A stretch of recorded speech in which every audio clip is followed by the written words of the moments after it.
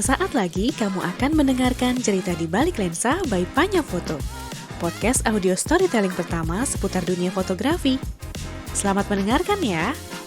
Kalau aku bisa fokus satu hal, nggak mungkin aku ganti-ganti pekerjaan juga kan. Namanya juga jokes ya. Jokes kadang-kadang jatuh dari realita kan.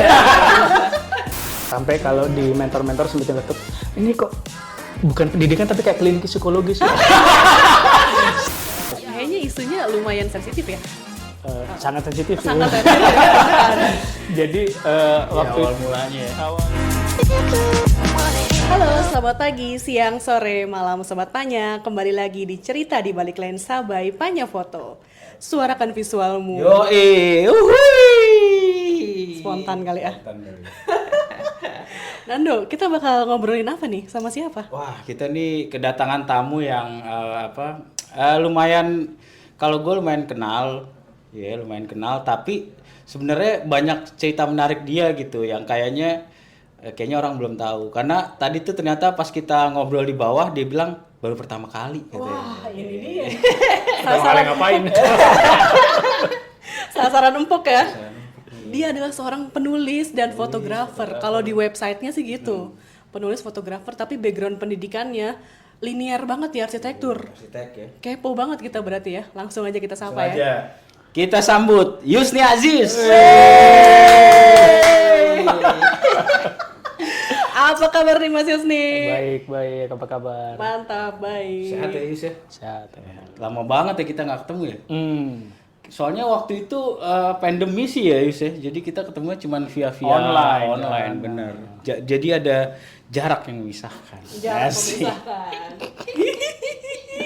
Sebelum ngomongin, kita mau ngomongin sebenarnya arsitektur, kemudian juga fotografi sampai bisnis kaos kaki. Wah, itu menarik tuh. Menarik, random banget. Tapi sebelumnya kita mau ngomong ke flashback ke masa lalunya Mas Yusni dulu nih. Dulu di Surabaya ngambil arsitektur ya Mas ya? Iya. Apa hubungannya sama fotografi dan apa ya, kita bisa ngomongin keterkaitannya ya, lintas disiplinnya. Boleh diceritain. Oke, kalau arsitektur sama fotografi ya pertama keterkaitannya sama-sama visual ya. Sama-sama ngobrolin masalah estetika, ngobrolin komposisi, berbicara tentang ruang dan waktu juga, meskipun kalau di arsitektur lebih ke arah menciptakan, kalau di fotografi lebih ke arah merekam gitu ya. Dan ketika aku belajar arsitektur, transisi ke fotografi jadi lebih ada latar belakang ilmu mungkin ya. Jadi mempelajari fotografi, kalau mungkin dari segi komposisi ya, itu cukup membantu banget. Jadi seperti ilmu gestalt atau ilmu komposisi warna segala macam itu sangat kepake banget sih buat di fotografi gitu. Jadi berarti emang secara mata kuliah juga ada ya Yus ya? Kalau mata kuliah di kampusku dulu nggak ada ya, kebetulan. Ada ya? Karena mungkin bahkan sampai sekarang sih, kayaknya aku di beberapa kampus nggak ada mata kuliah fotografi di jurusan arsitektur setauku ya. Aku sempat ngajar di UPH dan di ITS juga di kampusku nggak ada kita ngajar yang mengajar fotografi gitu. Ya padahal sangat berhubungan sangat erat. Iya benar sih. Dan kebetulan sih weekend ini diundang buat sama kajurnya UPH buat ngisi workshop foto buat mahasiswa arsitektur. Jadi kayaknya kesadarannya udah mulai tumbuh nih. ya. Iya, ada koneksinya nih ternyata nih, kepake nih. Oke, berarti kenalnya dari mana tuh? Apakah Kak Yusni ikut UKM, fotografi, komunitas, atau dari mana? Untuk fotografinya ya. Waktu saya kuliah di luar waktu itu temen dari Cina itu ngajarin street photo. Jadi kita kan ngobrolin kuliahnya masalah arsitektur dan kota ya. Jadi ngobrolin kota segala macem. Jadi dia ngajarin, oh kamu itu bisa loh ngerekam kehidupan di kota juga, tapi dengan cara yang lebih menyenangkan gitulah. Dari situ mulai pelan-pelan, kemudian balik ke Indo, ketemu sama Yopi sih sebetulnya sih. Ketemu sama Yopi, dari Yopi kenal sama Mbak Swanti, Mas Edi, Nando, sekarang Dian juga ya dari situ. Oh, awalnya berarti masuknya dari situ ya. Dari fotografi. Tapi misalnya secara lu ngerasa kayaknya wah gue suka foto nih gitu kali ya dia. Maksudnya kapan sih itu Yus? Maksudnya mulai wah gue suka foto nih kayaknya nih gitu. Mungkin era Instagram ya. Kayaknya waktu aku di luar itu Instagram mulai naik ya, akhir 2010 kan Instagram kan. 10 ya. Iya, jadi kayak seperti ada dan mulai ada smartphone segala macam. Jadi ada apa ya? Ada urgensi untuk mengekspresikan diri waktu itu. Iya kan kayak merekam kehidupan di sana, room dan mulai bermain sama komposisi segala macam gitu. Tapi kalau sebelum Instagram ya bisa dibilang ya belum terlalu mengenal sih. Jadi kayak memang ya karena juga belum ketemu teman yang kenalin itu juga. Jadi momennya memang kayak pas aja semuanya gitu waktu itu. Berarti masuknya pertama tuh sebenarnya for fun buat Instagram gitu ya sih. Akhirnya jadi ini. Cuman kalau emang tadi kayak materi-materi kayak gestalt gitu-gitu tuh itu sebenarnya materi foto tapi juga berfungsi di arsitektur atau gimana sih awalnya? Jadi kalau gestalt itu sebetulnya itu kan ilmu yang dari ini ya psikolog Jerman kalau nggak salah. Jadi bagaimana manusia itu bisa melihat sebuah komposisi, bagaimana kita otak itu memetakan misalnya dari sebuah kekacauan nih, kok bisa sih kita ngeliat komposisi karena ada pattern-pattern tertentu yang kita kenalin. Dan itu tuh ngefek banget ke ya kalau kamu mau mengkomposisikan arsitektur, misalnya kita berbicara masalah repetisi gitu ya, bicara masalah continuity dan warna juga kali ya. Warna dan kita bisa dari gestal bisa ngomong ke lukisan, foto, itu luas sih menurutku. Karena itu terkait sama psikologi bagaimana kita melihat. Wah serius banget ya.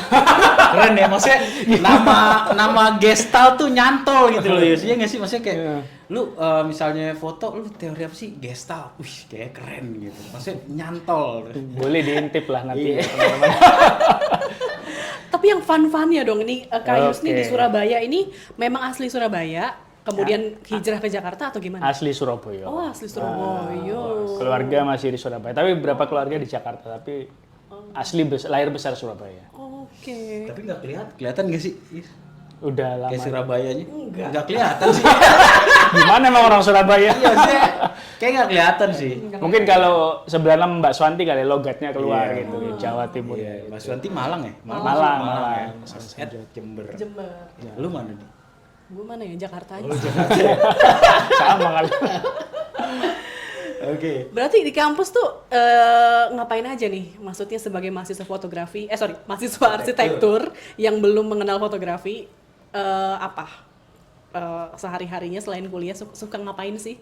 Dulu sih aktif, termasuk orang yang aktif organisasi juga. Apa tuh?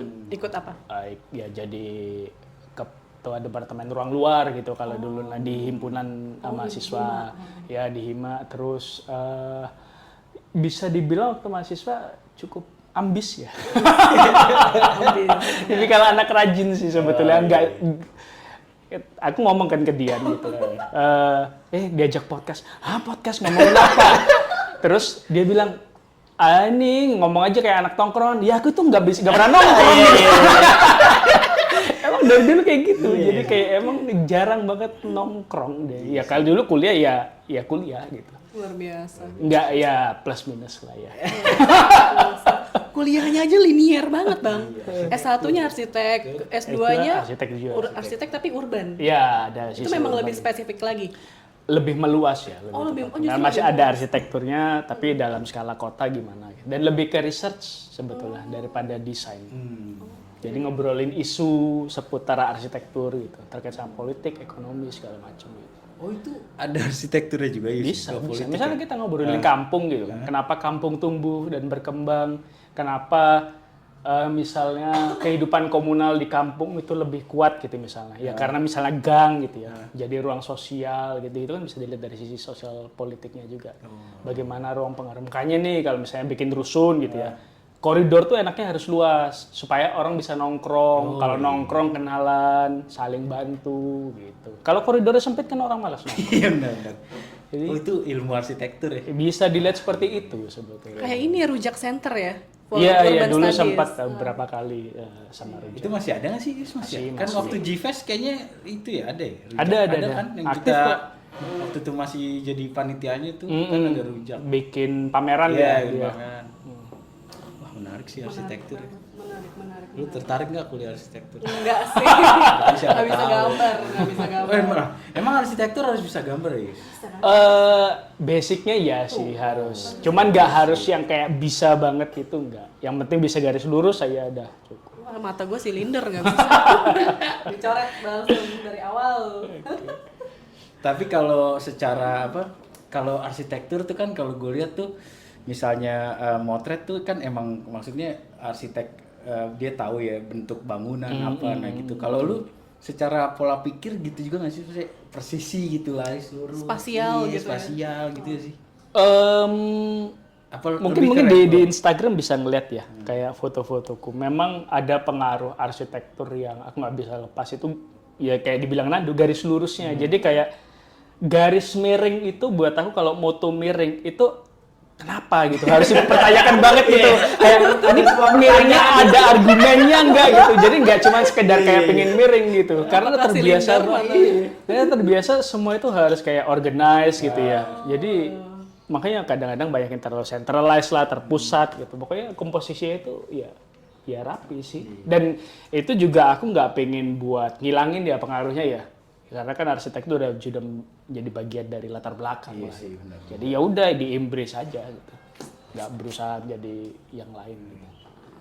Tapi emang kalau misalnya pada akhirnya arsitektur juga akhirnya terjun ke foto, kalau gue lihat memang akhirnya rapi gitu kan, termasuk secara story juga kayaknya rapi gitu loh Yus. Maksudnya, nah ada nggak sih misalnya kita kalau yang nggak dari yang kayak tadi lu bilang gitu, misalnya foto miring gitu, ada nggak sih kayak lu accept gitu misalnya lu lagi oh ya udah deh boleh deh asal argumennya ini atau lu tetap oh enggak nih harus lurus gitu. Aku kok kayak nggak inget banget ya bikin foto miring. Iya. Kayaknya kalau di Instagram tuh kayaknya nggak miring gitu kayak nggak tahu ya. Emang latar belakangnya udah Kayaknya ya kalau dari di aku mungkin ya. Kalau mungkin beberapa temen itu kayak lepas remaja. Tapi kalau di aku kayak Kurniadi Widodo sempat kuliah arsitektur kan. Fotonya kan Iya, juga rapi rapi kan. kan? Iya, benar-benar. Iya, Jadi mau nggak mau ya terpengaruh juga sih. secara estetik lah ya. estetik, iya. Ngomong-ngomong soal tadi menilai foto dan lain-lain, Mas Yus ini kan juga program manager di PFT. Nah itu apa sih, kan ada wawancaranya, ada ngasih tugas dan lain-lain.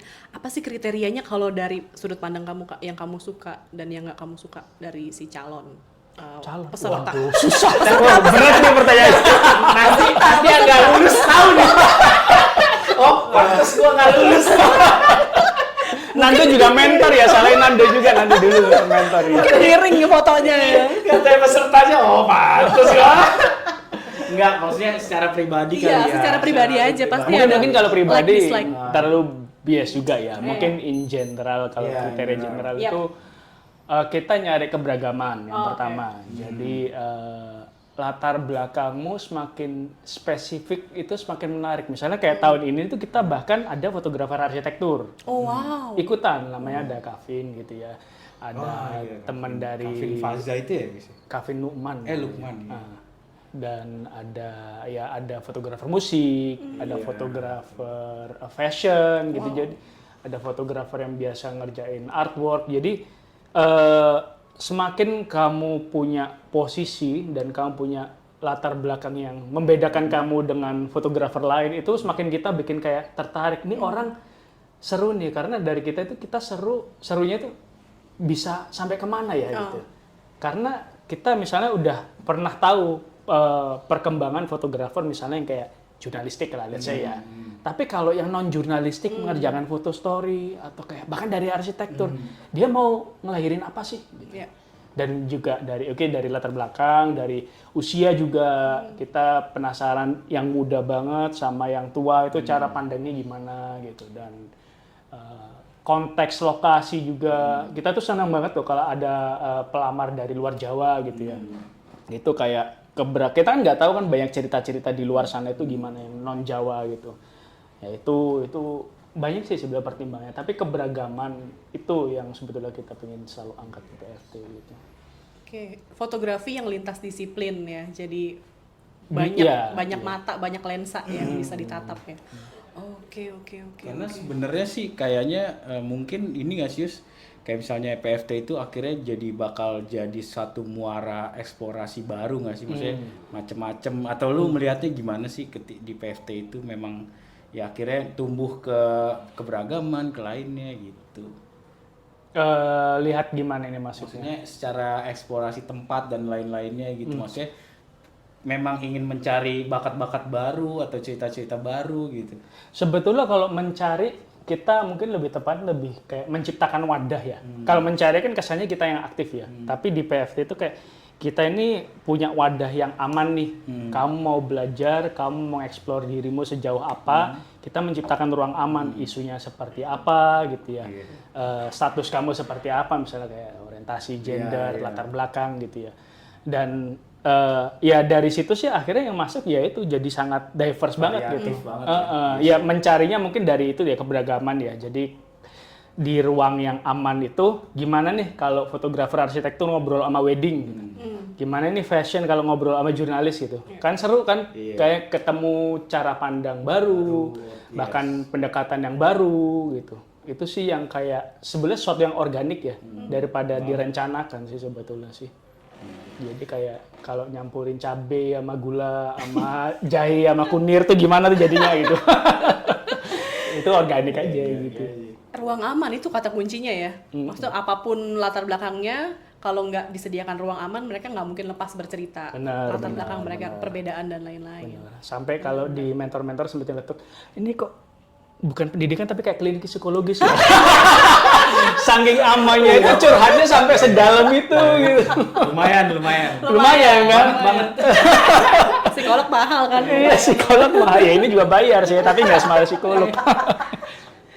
Tapi akhirnya kalau kita ngomong PFT ya, dia maju kan setelah lu dari era kuliah gitu, terus akhirnya megang PFT gitu, sebuah program yang kalau menurut gua adalah program yang fresh banget, yang gua waktu ikut mentornya juga pas ngelihat lulusannya juga kita semua pasti takjub gitu kan hasilnya, wah gila masih bisa varian. Nah kalau ngatur itunya kurikulumnya nih ya kan, karena kan beneran gua aja yang ngalamin tuh beneran beda-beda ya, maksudnya ada fotografer pasti lah, maksudnya ada penyair ya kan, ada itu. Nah proses kurikulumnya kali ya kayaknya gimana sih? Kalau PFT mungkin nggak bisa ya kredit di aku doang ya, karena kita punya tim mentor yang luar biasa. Ada Mas Edi, ada Joyce, ada Nando juga, ada Awit, sekarang ada Berto, ada Ocha, ada Yopi. Mereka semua kan punya pengalaman ya. Kalau dulu mereka berproses sebagai fotografer tuh yang dibutuhkan ilmu apa aja sih gitu. Buat kayak establish itu. Nah mereka ngasih input tuh, oke, kita mulai dari yang basic dulu lah, standar ya. Kita ngobrolin komposisi, pelan-pelan dari komposisi kita ngobrolin apa sih foto cerita itu, visual storytelling. Dari situ semester 2 ada pendalaman tuh, oke gimana nih kalau visual storytelling dikasih isu gender, dikasih isu lingkungan gitu yang lebih kritis, sosial politik gitu ya. Jadi semuanya itu ya berkembang juga. Tapi yang penting juga di PFT itu kita tuh pengen alumni itu juga menjadi proses regenerasi ya. Jadi misalnya kayak tahun 2021 tuh ada alumni yang punya ilmu spesifik nggak ya? Bisa nggak masuk kurikulum gitu, ngajar gitu. Tahun ini kira-kira ada yang potensial nggak ya buat masukin kurikulum tahun depan gitu. Jadi jadi give back juga gitu. Jadi full circle lah pengennya. Salah satu visinya seperti itu. Wow. Berarti ini elaboratif, termasuk juga cara pengajarannya tuh egaliter sebenarnya ya. Nggak ada yang merasa lebih super power. Kita pokoknya equal lah. Kita di situ perannya sebagai sahabat ya. Mungkin ya. Lebih teman belajar, teman ngobrol gitu. Makan Nando kalau dulu ngajar ngobrol nongkrong dia nggak ngobrol. Berjam-jam gitu kan. Menarik juga sih. Cuman kemarin pas di PFT tuh gue juga mau nanya sama Yusni pas ngasih materi teori warna nah itu kan maksudnya ketika di foto aja gue kayaknya nggak belajar dari teori warna.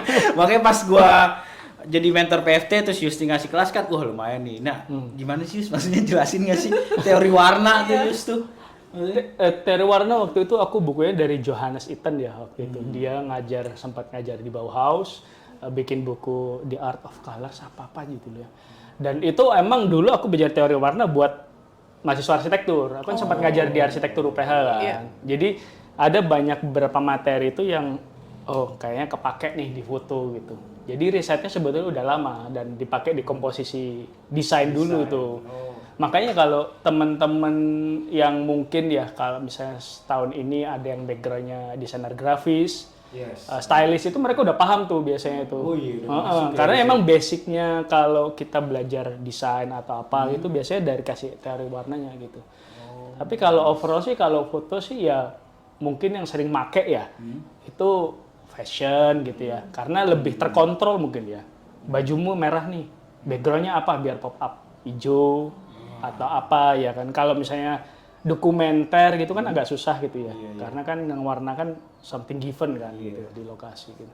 Tapi ya ngebantu sih nyari spot-spot. Oh ini subjekku misalnya Nando lagi motret subjek di kampung. Oh bajunya ungu. Oh backgroundnya apa ya biar bajunya tuh lebih pop up gitu mungkin. Tapi harus fast thinking mungkin tantangannya gitu. Makanya pas kemarin gua dapat teori warna tuh, gua langsung wah gila sih ini. Ternyata ada gitu ya di PFT ya. Makanya itulah. Jadi kalian semua daftar udah tutup ya? Udah tutup. 2024 ya. 2024 ya. Pokoknya di tahun depan lah dia. Tahun depan. Iya. Keren ya, gue masuk ya ke PFT. Ya Des. Siap. Emang suka muji diri sendiri nih. Tapi Kak Yusni itu kan kalau di fotografi itu kalau aku lihat di website-nya tuh ada beberapa topik gitu yang sepertinya Kak Yusni fokusin. Seperti urban, portrait, travel. Itu memang fotografinya senang di bidang-bidang tersebut atau memang ini aja senang mengeksplor aja gitu. Tapi yang lainnya juga senang gitu di topik-topik lainnya. Di website udah lama nggak ke-update sih. Nggak sih risetnya. Nggak, tapi overall kalau ya isu-isu yang kamu barusan mention kan isu-isu ruang ya, isu-isu kota kan. Kita ngomong travel, kita sempat jadi kontributornya destination, ngobrolin dampak turisme ke kota, waktu itu ke Langkawi, Pineng, Kyoto juga. Itu tetap masih ada background ilmuku kepake. Kita ngomong urban, ngomongin kampung ya again itu masalah perkotaan. Jadi masih inline lah sama backgroundku. Mungkin yang agak mulai menggok sedikit tuh project tentang Banu, sahabatku itu ya. Karena itu boleh tuh sekalian diceritain tuh Kak. Kayaknya isunya lumayan sensitif ya. Sangat sensitif sih. Sangat sensitif. Jadi waktu awal mulanya ya. Aku kenal Banu itu tahun 2014 atau 2015 dari workshop jurnalisme sastrawinya Andreas Harsono. Oke. Dia penulis juga. Aku mau belajar nulis. Aku yang baru lulus arsitektur tuh aku yang belajar nulis lah. Yayasan Pantau bukan sih? Pantau. Terus setelah itu ada kejadian lah. Akhirnya aku menjadi waktu itu ya kekerasan seksual ya. Dan aku jadi memang menjadi apa sih namanya? Caregiver ya. Pendampingnya Banu selama beberapa tahun sampai akhirnya waktu itu tahun 2017 sampai 2018 gitu. Salah satu temen kita mau bikin pameran tentang perempuan gitu. Terus aku udah lama memang mau nge-share story-nya Banu gitu. Karena selama ini aku tahu lah struggle-nya dia seperti apa gitu. Udah mulai dari situ motret Banu berjalan selama 2 tahun. Tapi benefitnya ya kalau dari sisi aku ya. Aku kan juga dibesarkan di keluarga yang patriarkis ya. Jadi kayak mendampingi Banu itu dia juga mengedukasi aku kayak perempuan tuh gini loh isunya gitu, krisisnya segala macam gitu. Jadi dari project itu juga aku develop banget sih gitu. Itu sih dan ya itu sih kayak Gimana tuh maksudnya memotret itu kan mungkin teknis, tapi bisa dia menyuarakan dan berani percaya sama kamu gitu untuk menceritakan kisahnya, memotret dia dengan mentalnya yang sedang rapuh gitu. Bagaimana tuh kamu cara pendekatannya? Mungkin karena sebelum motret tuh aku memang tulus mendampingi ya waktu itu ya.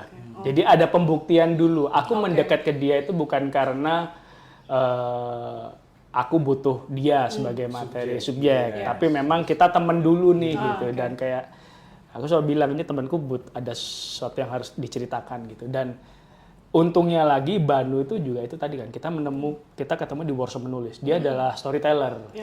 Dia suka nulis. Dia jurnalis waktu itu, aktif juga di Pantau. Sekarang juga dia kerja di Kontras gitu ya. Jadi untuk isu-isu kritis, isu-isu yang harus disuarakan dia itu paham pentingnya gitu. Jadi dia open buat kolaborasi ini gitu sih. Gitu dan ya aku juga berproses sih, kayak ada beberapa frame yang mungkin waktu itu sempat aku ambil kayak ini kayaknya terlalu sugestif deh gitu. Itu kan aku nggak paham ya. Selama berjalannya waktu ya kita sering diskusi, kamu nyaman nggak foto ini, kamu nyaman nggak foto ini, kamu nyaman nggak? Atau aku minta input dari teman-teman yang lebih paham tentang gender, perempuan gitu ya. Karena itu sih mungkin dari sisi aku masih ada bias-bias tuh. Pasti. Nggak bisa lepas lah gitu. Maksudnya misalnya kayak secara estetika bagus tapi secara pesan dan lain-lainnya mungkin nggak pas gitu. Iya, mungkin kayak misalnya ada satu frame aku inget, Banu lagi rebahan di sofa di rumahku waktu itu. Relax aja waktu itu sama pacarnya yang sekarang jadi suaminya gitu. Kalau aku ngelihatnya dia fotonya cuman rebahan. Tapi ternyata orang lain tuh ngelihatnya, oh ini posisi rebahannya terlalu sugestif deh gitu. Misalnya kakinya terlalu terbuka sedikit kayak gitu-gitu kan. Jadi mungkin ya hal-hal yang kayak gitu yang bisa menjadi trigger bahkan gitu. Wow, berarti ini apa ya tadi? Maksudnya Kak Yusni ini background-nya dari keluarga didikan yang patriarkis, kemudian bertemu dengan isu yang lumayan sangat sensitif, bahkan dampaknya gitu ke Kak Yusni gimana? Untuk merekonstruksi apa soal gender, kemudian juga soal apa relasi laki-laki perempuan, kemudian juga orientasi lainnya, kemudian juga kekerasan seksual dan lain-lainnya. Pandangan Kak Yusni outputnya setelah mendampingi dan on progress project Banu itu apa?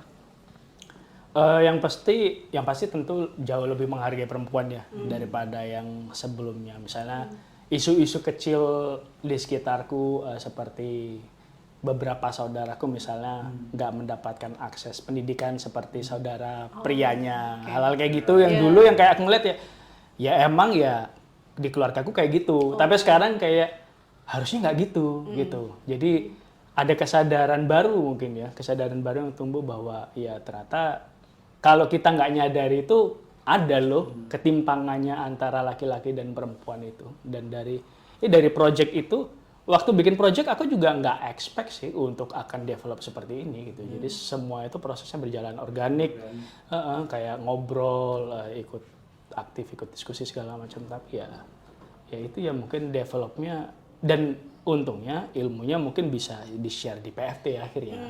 Teman-teman yang mau ngerjain isu gender tuh ada diskusi lah, ada pengalaman sedikit gitu ya. Jadi bisa di-share lagi gitu. Bener. Itu banget loh sebagai apa ya, seneng lah sama isu gender kalau aku sendiri sih Kak Yusni. Jadi bahkan kalau aku jadi pembicara di teman-teman gitu ya sama LSM juga kebanyakan perempuan-perempuan yang sudah mengalami diskriminasi tidak sadar kalau dia itu didiskriminasi. Contohnya tadi akses pendidikan yang diputus. Itu kan pendidikan kunci banget ya untuk dia bisa ibaratnya pindah dari ruang privat yang sumur dapur kasur itu ke ruang publik yang dia bisa mengartikulasikan diri, mengaktualisasi diri dan lain-lain. Masih belum sadar bahwa itu adalah diskriminasi juga. Kemudian juga kekerasan verbal, terus juga pelecehan itu kan banyak jenisnya. Kalau dari Komnas Perempuan tuh ada 15 bentuk. Tapi maksudnya kekerasan sendiri ada kekerasan finansial, kekerasan psikologis, kekerasan spiritual bahkan yang berdasarkan agama perempuan tidak boleh ini. Itu kan sebenarnya kekerasan spiritual yang berbasis gender. Jadi sebenarnya jangankan kamu ya Kak, kalau yang dididik secara patriarkis kemudian kamu laki-laki gitu. Aku aja yang perempuan tuh mesti banyak belajar lagi soal gender dan ternyata yang aku alami juga banyak lapisan kekerasannya gitu. Jadi sama-sama belajar sebenarnya ya. Apapun jenis kelaminnya, apapun orientasi seksualnya. Jadi PFT ini sebagai laboratorium yang bagus banget ya sebenarnya untuk lintas disiplin dan membangun banyak kesadaran tadi, kesadaran ruang, spasial, gender, kemudian juga tadi kesadaran tentang ilmu-ilmu lainnya yang bisa kita elaborate dalam fotografi itu ya. Oke, jadi semakin kaya tuh Nando fotografi. Dan Gokil. intinya masuknya dari fotografi ya sih. Ternyata fotografi tuh punya dampak yang gede banget ya. Ya kayak tadi maksudnya lu bisa merubah pola pikir, mindset dan lain-lain ya. Gitu aku sih. kemarin tuh ditanyain satu pertanyaan menarik yang bikin aku mikir juga.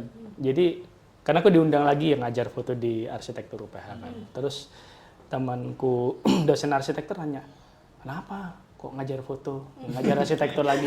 Simple questions kan? Tapi kan jadi mikir. Jawabannya bisa Tapi akhirnya aku mikir, ya karena kalau di fotografi itu kita ngobrolin masalah kehidupan. Iya kan, kita ngobrolin masalah trauma, isu sosial, isu kultural, dan dalam kehidupan itu, dalam proses fotografi itu orang bisa bertransformasi. Jadi pendidikan fotografi itu punya kemampuan yang transformatif. Sedangkan arsitektur itu agak less ya, karena kita ngobrolin objek tapi kita nggak ngobrolin self. Bisa kalau misalnya ditarik ngobrolin self, tapi kayak mungkin pendidikan kita belum mau mengarah ke sana gitu. Iya kan, kayak kalau kamu misalnya kamu bikin dinding seperti ini, kenapa? Kamu siapa? Kan nggak mungkin kan? Kayak nggak ada relasinya gitu loh. Kan? Ya saya suka karena bagus ya. Tapi kalau di fotografin ceritanya misalnya, let's say udah personal gitu ya. Terus kenapa kamu ambil frame ini? Ya karena dulu masa lalu saya bla bla bla bla bla. Jadi ada proses transformasi yang lebih besar gitu di dalam proses fotografi. Kenapa ya lu bikin dinding? Nggak mungkin kan, kayak kenapa kamu jendelanya desainnya kayak gini? Nggak mungkin ada jawaban yang sangat personal kalau kita ngobrolin fotografi atau karya seni lah ya, mungkin yang lain gitu.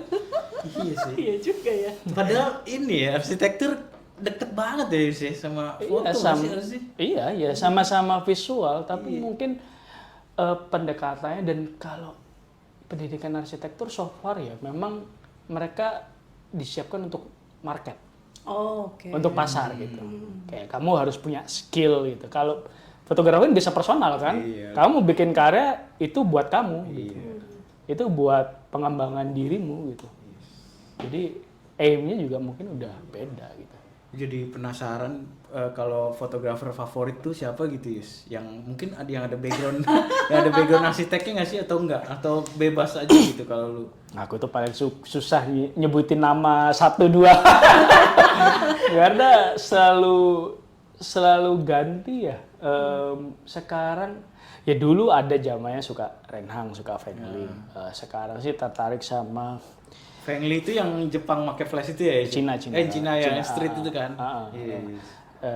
Sekarang sih tertarik sama ini ya, fotografer arsitektur. Mungkin karena aku lagi bikin workshop, jadi kayak ngelihat materinya orang ini bagus. Jadi di fotografer arsitektur dari Belanda, dia tuh memotret satu menara. Jadi ada satu gedung itu di Caracas, Venezuela. Ada satu gedung tinggi 50-an lantai itu ditinggalin sama ownernya. Akhirnya orang-orang menengah ke bawah itu mulai tinggal di gedung itu. Jadi itu kayak vertical slum. Dan itu bertahan selama bertahun. Dan dia mendokumentasikan itu gitu. Maksudnya di sisi lain dia mendokumentasikan arsitek-arsitek skala dunia yang bekerja buat pemerintah Cina atau apa yang pro kapitalis lah kita bisa bilang ya. Tapi di sisi lain dia juga punya personal project. Ini personal project, dia nggak desain apa, mendokumentasikan kehidupan di vertical slum itu seperti apa. Dan kayaknya fotografer yang paling pas ya dia sih Sofwan, karena itu juga ngobrolin masalah isu ruang, isu kota gitu ya. Itu menarik banget, Torre David. Tapi sekarang udah dihancurin gedungnya karena sempat gempa di Venezuela tahun 2018 dan penduduknya di situ juga udah dipindahin ke pinggir kota gitu. Tapi sebagai fenomena menarik sih. Cuman itu bukan masalah pendekatan ya, lebih ke arah isunya yang menurutku menarik. Aku emang susah kalau bikin kayak kalau aku bisa fokus satu hal, nggak mungkin aku ganti-ganti pekerjaan juga kan. Nulis, arsitek, ya karena emang kayak gitu. Nah, ngomongin pekerjaan, berarti kan kamu juga pernah jadi jurnalis kan, Kak? Yang Destination itu nulis juga kan? Ya, travel. Nah, itu gimana tuh, Kak? Kamu apa namanya ya? Loncat-loncatnya itu. Jumping profesi itu. Oke, jumping pertama itu lulus arsitektur. Nah, waktu kuliah di arsitektur aku diajak senior, kita bikin zin yuk arsitektur. Zin, mulai belajar nulis lah dari situ. Zin arsitektur, dan itu kan ini ya, teman ada yang kenalin street fotografi yang Cina tadi ya. Jadi bareng tuh interest ke nulis dan writing mulai keluar. Pulang, ikut Andreas Harsono, mulai nulisnya mulai makin naratif ya buat sinar arsitektur di situ, dan pelan-pelan ya ini sih banyak nulis buat Destin. Waktu itu sih kenapa? Karena kepake 3 ilmu. Yang pertama ruang, ya kan arsitektur kepake, nulisnya kepake, motret juga kepake. Iya. Jadi kayak tiga-tiganya itu jalan tuh dan jalan-jalan lah ya. Siapa yang nggak mau? Gratis kan? Terus waktu itu barengan sama arsitektur. Terus, nah kenapa tiba-tiba kaos kaki? Belum ditanya. Belum ditanya. Iya, jadi kayak Inisiatifnya tinggi. nulis motret, ya terus ngajar arsitektur, terus sekarang ngajar fotografi. Kenapa kaos kaki?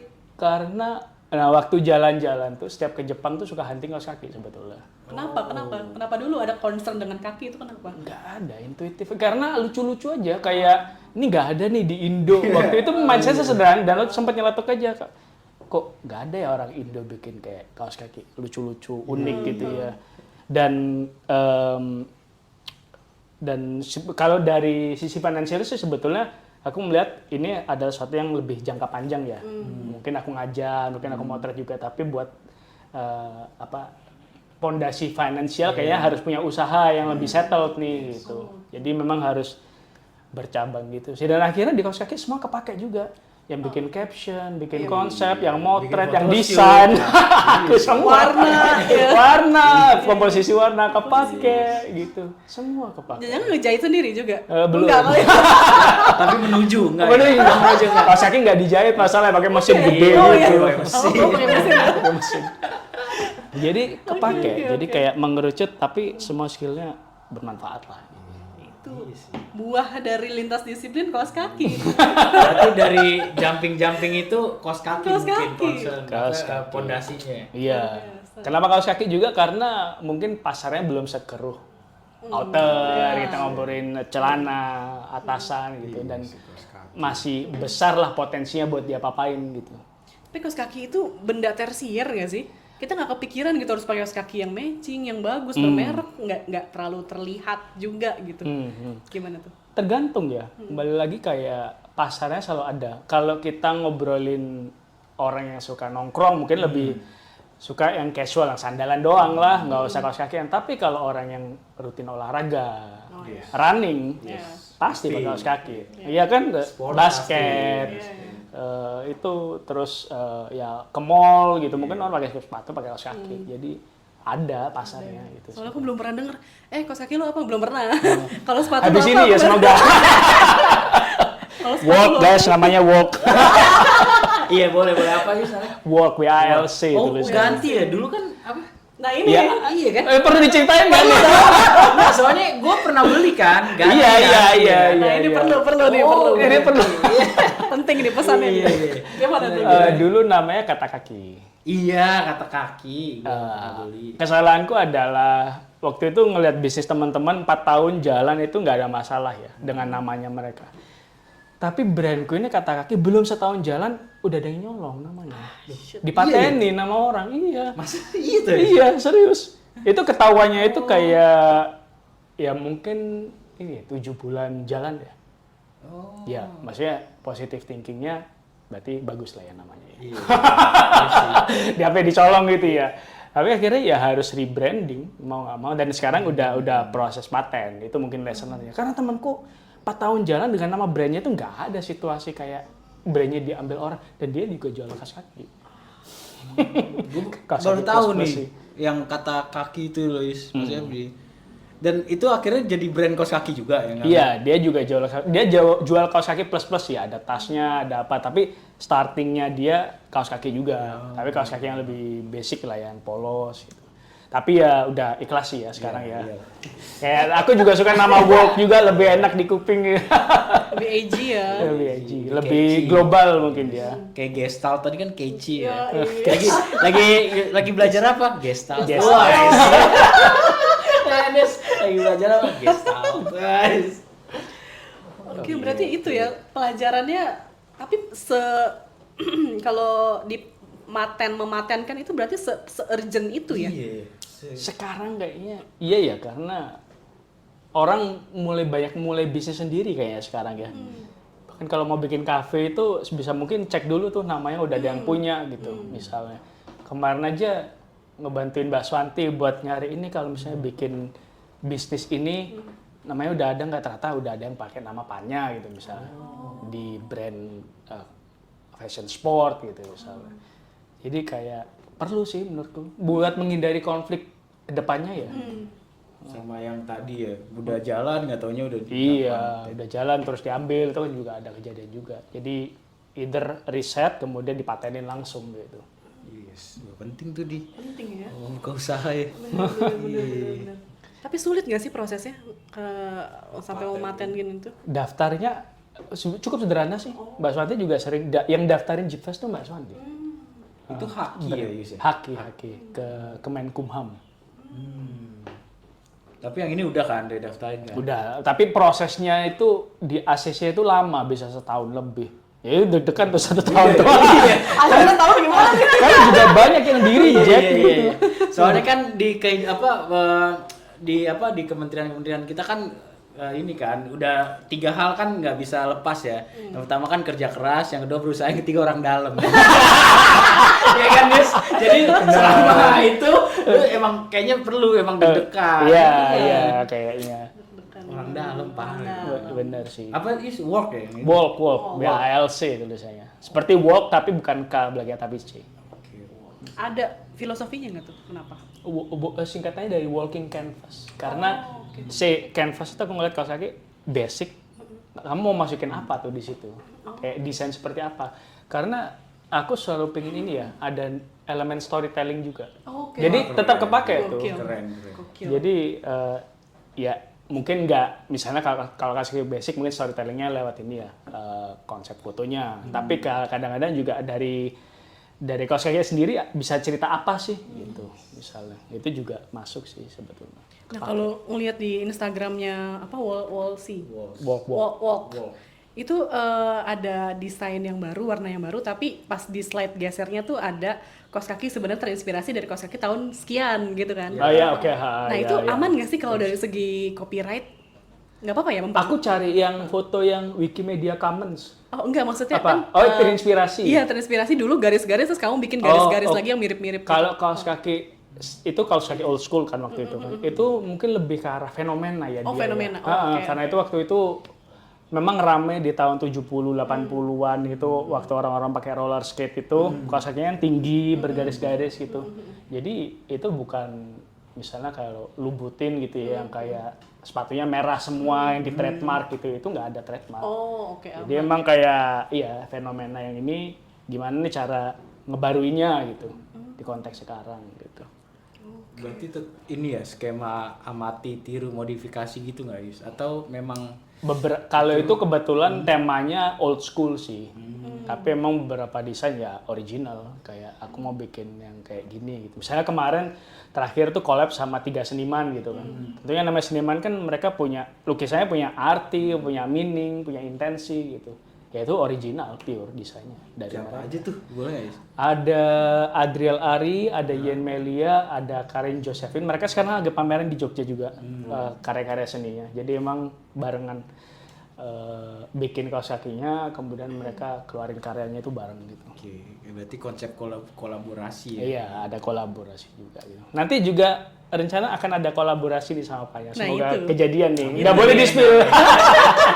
Tunggu saja ya. Tunggu saja. Pokoknya yang ini terinspirasi dari karya foto lah. Tahun depan ya berarti ya? Tahun depan. Tungguin ya, Siap. para pendengar. Nah, tapi tadi ngomongin kaos kaki udah, ngomongin arsitektur udah, ngomongin PFT udah. Kak Yusni ini punya apa ya? Punya makhluk kesayangan. Iya. Namanya Mizu. Yang sering Oh, diajak, enggak, ada 3. Oh, ada 3. Tapi yang sering digendong Iya, iya. itu kayaknya Mizu tuh. yang sering diajak gimit juga sama kita ini. Iya. Bener. Emang sejak kapan tuh Mas Yusni suka miara kucing?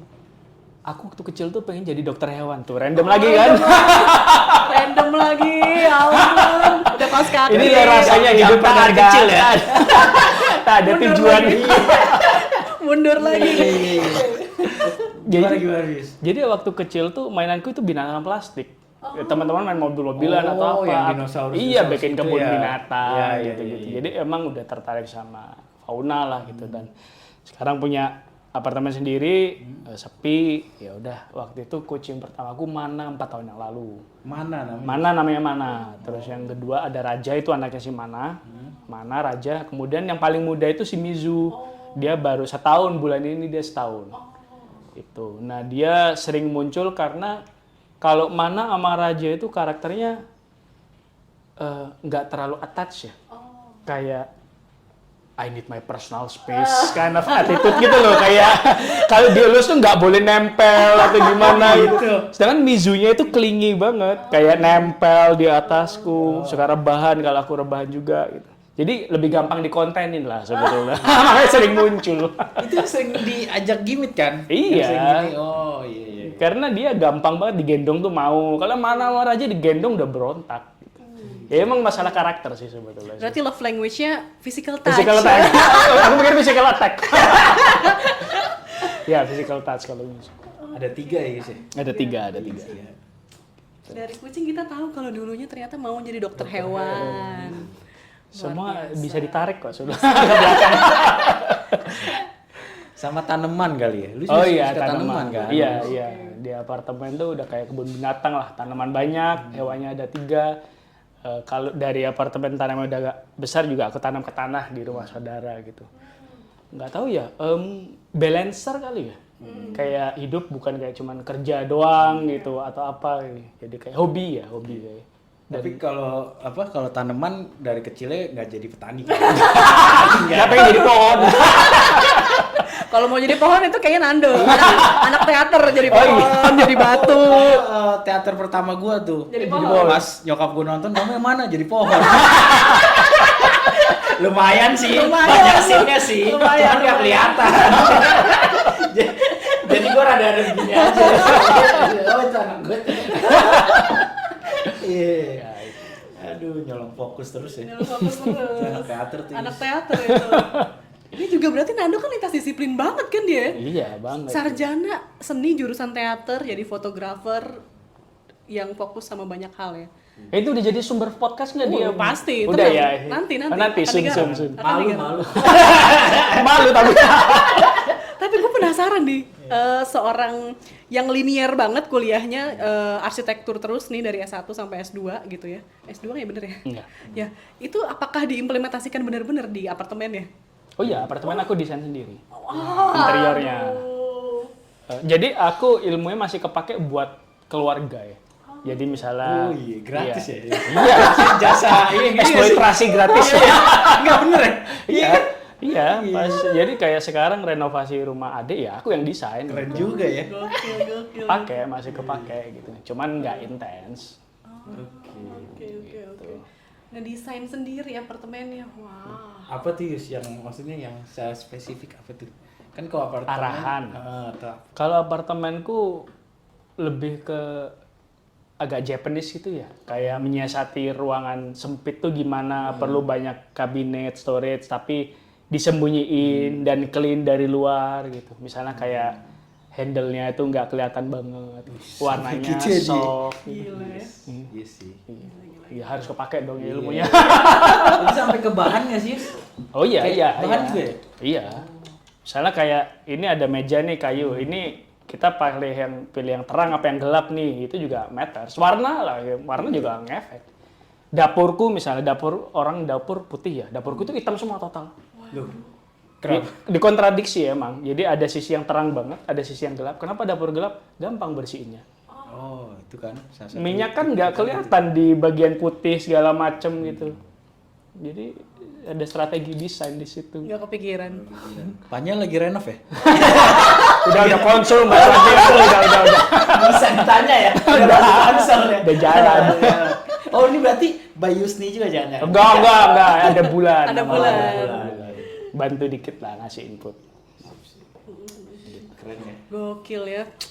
Sangat random tapi sebenarnya ini ya lintas disiplin itu perlu jadinya ya. Oh iya, perlu banget sih. Karena balik lagi kalau misalnya di karya fotonya Yusni gitu ya, yang Banu itu gue suka banget, maksudnya secara personal, karena ketika kita ke anak sekarang ternyata banyak kan yang nanya gimana sih pendekatannya gitu. Terus juga yang apa yang pameran 20 tahun 20 Wisdom tahun, ya? Wisdom ya, itu itu gue juga maksudnya ngelihat sebuah proyek personal yang intens banget gitu Yus. Itu bisa jelasin dikit nggak sih? Karena gue maksudnya secara visual dan lain-lain gue ngerasa wah ini kuat banget nih maksudnya secara personal gitu.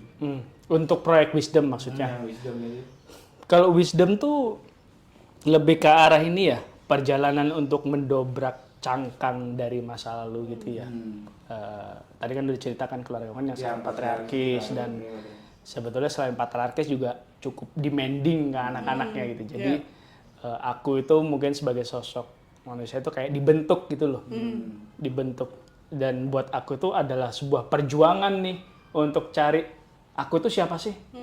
Gitu. Jadi untuk kayak aku tuh siapa kalau nggak ada ekspektasi orang lain, kalau benar-benar jujur ke diriku sendiri, benar-benar tahu apa yang aku mau, itu aku tuh siapa. Dan itu akhirnya aku keluarin lewat karya foto Wisdom itu sih. Dan kebetulan waktu itu baca bukunya apa ya, Tuspuk Zarathustra sempat Nietzsche itu kan masalah breaking your own mold kan, bagasi segala macem. Ada ini juga Eka Kurniawan main Tiger sempat muncul juga gitu. Jadi sempat baca ya akhirnya keluar lewat itu sih. Tapi itu ya itu chapter kecil sih. Chapter kecil yang matters ya, yang patut untuk diabadikan lewat sebuah karya sih. Karena buat aku kalau misalnya orang-orang tahu nih dari kecil, aku pengen jadi musisi, aku pengen jadi apa, aku itu ya itu tadi aku nggak tahu. Mau jadi dokter. Tapi nggak tahu. Iya, aku mau jadi dokter, iya, mau pengen ngebayang jadi musisi juga, iya, apa arsitektur pun sebetulnya celetukan. Kamu kan suka gambar, ya udah kamu jadi arsitek aja dari orang tua. Tapi untungnya aku enjoy ya. Oke. Jadi itu memang karena mungkin di keluarga gue itu waktu itu, tapi I love my family ya, ini bukan diskredit tapi kayak ya emang situasinya kayak gitu ya. My family is my son lah matahariku. Kita nggak diajarkan untuk kayak self finding gitu, masuk ke dalam gitu. Interestmu itu apa sih? Gitu. Kayak kamu itu arahnya itu mau kemana gitu. Pertanyaan-pertanyaan kayak gini itu nggak pernah muncul gitu. Jadi makanya buat aku itu proses yang aku harus jalani sendiri. Makanya kembali lagi mungkin kenapa aku suka pendidikan fotografi ya, karena ngebantu orang buat masuk ke dalam hal-hal yang dulu aku mungkin belum pernah alami gitu. Terus sih. Jadi judulnya waktu itu Wisdom is Self kalau nggak salah karya itu. Masih bisa dilihat ya di website Tempanya. Masih ada ya. Tapi itu mayoritas ini nggak sih orang tua didikan Orde Baru biasanya gitu nggak sih? Sepertinya ya. Sepertinya iya ya, maksudnya bukan terkait dengan etnis tertentu, memang orang tua kita mayoritas gitu ya. Melihat dulu kalau kita mau kuliah, jurusannya kira-kira bisa ini enggak, jadi PNS, jadi ya itulah ya. Nah ini yang kalau aku juga termasuk yang dibentuk sama orang tua, tapi kalau Nando ini bisa kuliah teater itu loh. Bisa diizinkan kuliah teater, itu nggak masuk akal gitu.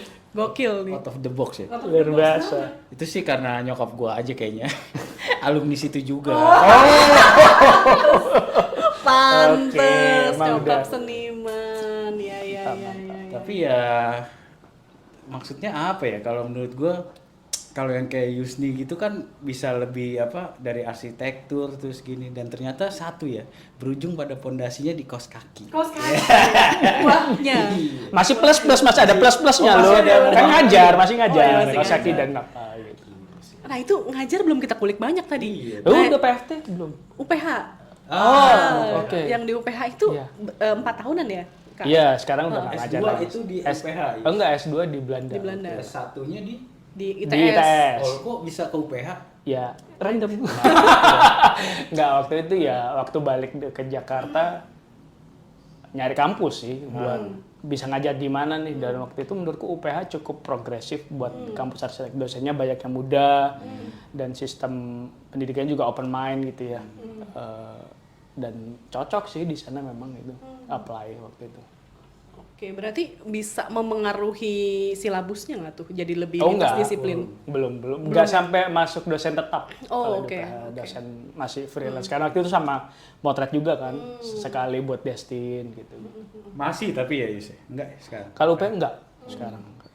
Karena kalau gua ngelihat UPH tuh ya kan di anak-anak satria muda ya di basket ya, maksudnya UPH tuh kan salah satu kampus yang penghasil atlet basket nasional terbaik nih sekarang nih yang Eagles kan namanya kan. Maksudnya gimana sih murid-murid di sana, apa ada yang tertarik di foto juga akhirnya berkecimpung di fotografi atau gimana tuh? Kalau ya karena kultur Instagram ya, jadi memang mereka ya motret juga motret. Jadi kan misalnya kita kalau studi tour kemana gitu, pasti banyak yang bawa kamera segala macam. Tapi motretnya juga arsitektur. Kadang-kadang sih beberapa mau explore street fotografi gitu. Jadi kalau untuk ketertarikan visual ya karena masih sama satu ranah ya, kita ngobrolin estetika visual tuh banyak sih sebetulnya. Tapi yang jumping langsung ke jadi foto itu dia belum ya, mereka ya masih. Ada satu mahasiswaku sekarang aktif di foto, namanya ex mahasiswa ya, udah lulus. Namanya William Sutanto. Dia sekarang bikin kayak printing company buat foto, tapi dia sendiri juga sering motret arsitektur segala macam. Jadi ada beberapa kasus sih. Arsitektur ya. Arsitektur. Tapi pernah kepikiran juga nggak sih Kak, one day gitu bisa arsitektur bisa lebih open dari segi kurikulum tadi, bisa seperti PFT yang lintas disiplin dan lain-lain. Apa secara keilmuan itu nggak mungkin ya? Karena kita kayaknya gue mending cukup kaget nih karena ternyata foto nggak masuk di arsitektur loh Yus. Kalau teater kan kalau teater pun ada fotografi panggung gitu ya. Jurnalistik ada foto jurnalistik. Nah itu juga nggak tahu juga sih kenapa. Maksudnya kayak ya semoga ya karena ini kan besok masih workshop foto kan ke mahasiswa. Kalau misalnya kajurnya merasa itu penting ya mungkin bisa dilanjutkan gitu. Aku juga nggak tahu sih sebenarnya di kampus lain itu ada apa enggak, kayak Unpar, ITB mungkin harus di cross check. Tapi so far sih seingatku kayak nggak ada gitu. Tapi tadi pertanyaan apa? Kenapa one day bisa ingin memengaruhi kurikulum jadi lebih lintas disiplin, gitu fotografi bisa masuk. Kalau fotografi bisa masuk ya I hope ya, karena sangat related gitu ya. Karena di sana juga ada pers kan, pers mahasiswa at least ya bisa kepake di publication-nya gitu ya. Bikin Kalau kita ngobrolin zin-zin. foto itu kan kayak starting point kan gitu. Dan sekali itu lagi juga sih kayak arahannya arsitektur dan fotografi mendidikanya beda kan. Kan fotografi lebih ke internal banget gitu. Dan itu bisa ngebantu muridnya ngedevelop ke arah yang berbeda gitu. Tapi sangat related sih karena ketika aku mendalami foto itu, aku melihat arsitektur dengan cara yang berbeda gitu. Kayak light and shadow itu sekarang jadi matters banget gitu. Kalau dulu kayak bangunannya bagus, tapi kalau sekarang karena tahu foto ya cahayanya kalau jendelanya kayak gini, di foto bagus nih kayak gimana gitu. At least misalnya aku bikin spot buat nongkrong atau apa gitu. Jadi lebih nambah kepekaan sih, sensibilitas ke ruang. Karena emang fotografi arsitektur juga lumayan peminatnya banyak kan Yus? Banyak kan? Banyak. Tapi aneh juga ya nggak ada mata kuliahnya. Tapi kalau Ayus ini kan pernah kuliah di Belanda. Kalau di Belanda apakah lebih lintas disiplin atau sebenarnya sama aja kayak di Indonesia? Kampusku dulu itu bukan kampus besar masalahnya. Kampusnya kayak research institute, lebih ke arah research institute ya. Okay. Jadi sistemnya juga Montessori gitu. Jadi kayak sangat open, sangat fluid. Tiap tahun tuh kurikulumnya ganti.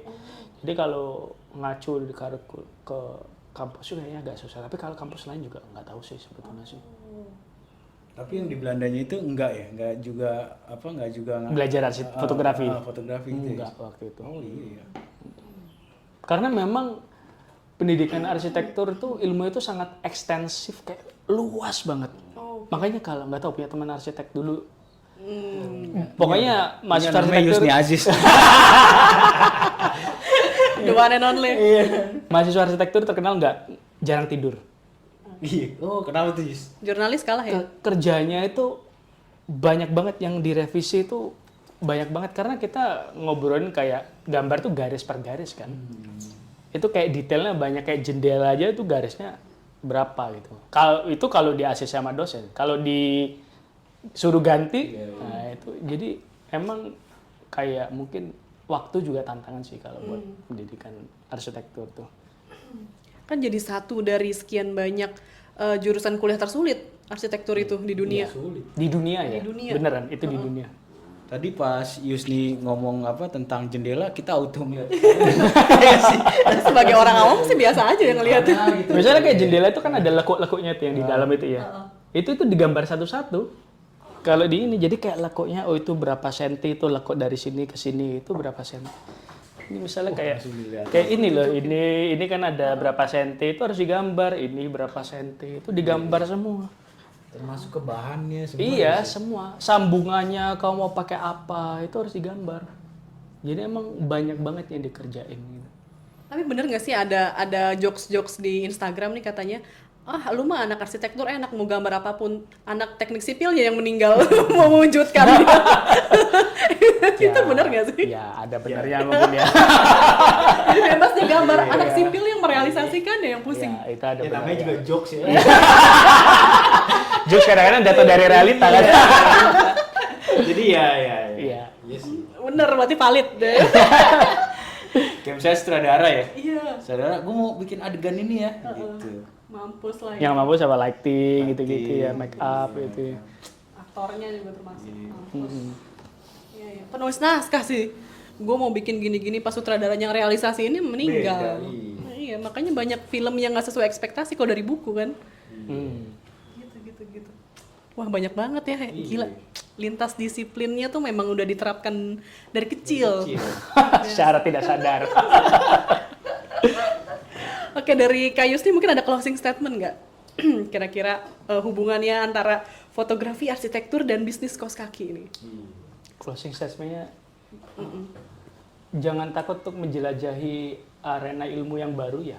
Maksudnya kalau kamu juga sebagai fotografer, ini sebenarnya juga ditekanin selalu sih di PFT, di pendidikan PANYA di mana-mana. Kalau kamu fotografer bukan berarti kamu cukup belajar tentang fotografinya aja gitu. Tapi isu-isu seputar fotografi atau bahkan disiplin yang lain itu bakal mempengaruhi kamu sebagai fotografer baik dari cara pandang, estetika, pendekatan, dan itu akhirnya membuat kamu juga sebagai fotografer itu punya posisi yang berbeda sih dibanding kayak fotografer yang lain. Apalagi sekarang kan semua adalah fotografer gitu kan. Apa yang membedakan kamu sama yang lain gitu. Jadi kamu semakin kayak punya ilmu dari bidang yang lain tuh bikin kamu lebih kaya dan stand out mungkin ya gitu. Dan tentu lengkap dan memperdalam juga fotografimu gitu. Jadi jangan berhenti bereksplorasi gitu. Mantap quotes-nya itu ya, ada rimanya, jangan berhenti bereksplorasi. Mantap. Oke, dari Nando ada lagi nggak? Udah sih itu aja. Thank you ya buat Yusni Aziz. Thank you buat banget, waktunya. Nando, Dian. Udah bercerita sama kita. Ini untuk pertama kali, Mak. Emang Yus? Masa sih? Pertama kali podcast, nggak pernah podcast. Ngapain aku podcast? Atau diwawancara mendalam gitu belum pernah? Belum. Wah, Oke. ini eksklusif. Oh ini buat pameran Slovenia itu paling. Oh iya, yang 2020 2020 ya, tentang proyek Banu juga. Oh, oke. Jadi mesti dengerin nih. Pasti. Ada di Noise, di Spotify, dan di YouTube.